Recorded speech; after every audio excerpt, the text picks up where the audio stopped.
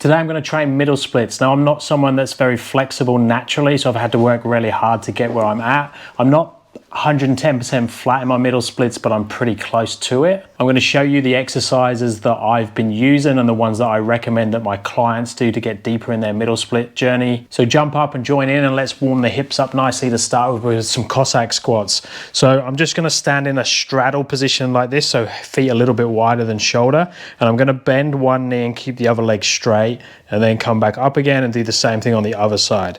Now there's like a sweet spot in terms of the distance that you'll find comfortable. You want to be quite soft in the position in the hips and the knees. You don't want to be too rigid. So take the knee down as far as you can. Try to go down a little bit deeper on every repetition. Think that the leg that's bending is like doing a normal squat. So my normal squat position, this leg is mimicking that. This other leg is trying to keep the foot flat down and lock the knee backwards as I sink the hip back and down, and then back up, and then the same on the opposite side.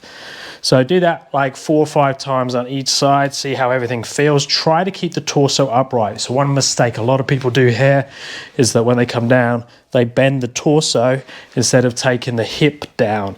So really concentrate on keeping that up. If you need to, you could face the wall.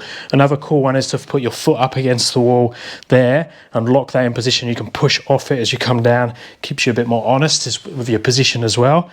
Now, once we've got some depth there, so I'm getting quite deep down, I'm going to allow myself to use the hamstrings a little bit. So when I'm here, I'm going to turn this foot up now and sink down. Now you can actually get all the way down if you have the flexibility with that hamstring and come back up again. Same thing on the opposite side, as deep as I can. Let the foot turn, go into that hamstring, and then back up again. So another variation is to floss around a little bit more. So staying down and then trying to move across to each side while you're staying low. Again, work on trying to keep that torso as upright as possible. Next, let's just free up the hamstrings a little bit more. So I'm going to use the wall for this. Now, there is a prerequisite here that we want to be able to put our back against the wall, not our head. So if your forward fold position looks like this and your head touches the wall and you can't actually get your back against the wall, then just do the same thing but away from the wall. So just do something like this, so pulling down into that forward fold, just pull the elbows down. But if you do have more range, I'm going to go nice and close to the wall like this. I'm going to bend the knees and then pull myself into the position. It's pretty tricky to get this right to start with. And then from there, I'm going to extend the knees as much as I can. I can use the ankles to pull down deeper, and then you'll notice you can get your elbows down closer towards the floor. It's really going to jam into the calves and hamstrings and not let you escape, and you can keep pulling down into that position and get closer and closer to the floor.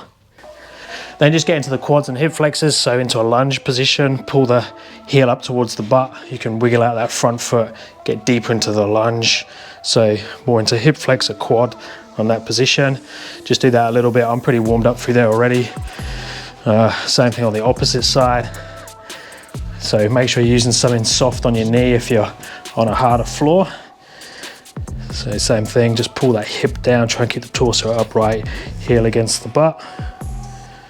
Rosie helping. Okay, then come on down into a frog stretch. So taking the knees as wide as you can, keep the hips in line with the knees. So into that position onto elbows. So there, and then I'm just going to take the knees out as far as I can. Now from there, I'm going to extend one leg out to the side, push that foot down.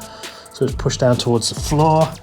So it looks like that. And then from that position, I'm just going to put my hands on the floor, push up and hip down towards the floor. They're really trying to push down, lock that knee backwards. Over to the other side, same thing. Straight, and try and get the distance between the foot and knee as far apart as possible, locking that knee backwards, hands up, try and take the hip down. You can play then with trying to go in between side to side again with the hands down. So it's a bit like the Cossack, but you've got more weight forwards into the hands, makes the hips a little bit lighter, but you can push down a little bit deeper. And then all we'll do is go up to your middle split position. You might want to shake the hips out if you're a little bit clunky here. And this is where we can just test where we're at now. So I'm just going to slowly take the feet out as far as I can, keeping the hip upright as best I can. Then I'm going to take hands down towards the floor. Use a box if you need to there. and just go down as deep as I can. I'm trying to not let the hip go backwards. So I'm using the fingers, but I'm pushing the hip forwards as I do it. So pushing forwards, pushing the feet down. There. You can use the wall. You could put your butt up against the wall to try and stop this from happening. You could face the wall as well, which is pretty good. And then I'm just gonna hang out there. And I'll do that like 2 or 3 sets of that and get as deep as I can in that middle split position. Trying to release the hands as much as you can. That's the hard bit because you want to lean forwards in the position. So the temptation is to go backwards more into a pancake position like this. So some wall variations, you could go into this position here and then just get as close as you can. Now this is more straddle position we're starting in, but it's going towards that middle split position there. You could do that variation. So straddle, entry to middle split. You could come into this position. This is a nice, more of a passive position unless you get someone to pull you down. So into there, and go as deep as you can into that position and hang there. Some people can get their feet down to touch the floor. I definitely can't at the moment. I've been a bit slack with my middle splits, hence the video.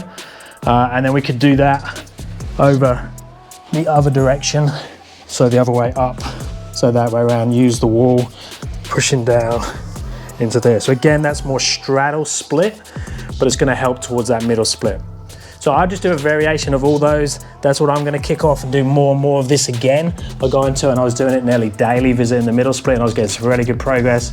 Moving house and that has been a bit crazy, so I've been a bit slack. So this video has given me a kick up the butt to get the middle splits going again. Let me know down in the comments if you have any questions or any feedback on these stretches, and I'll speak to you next time.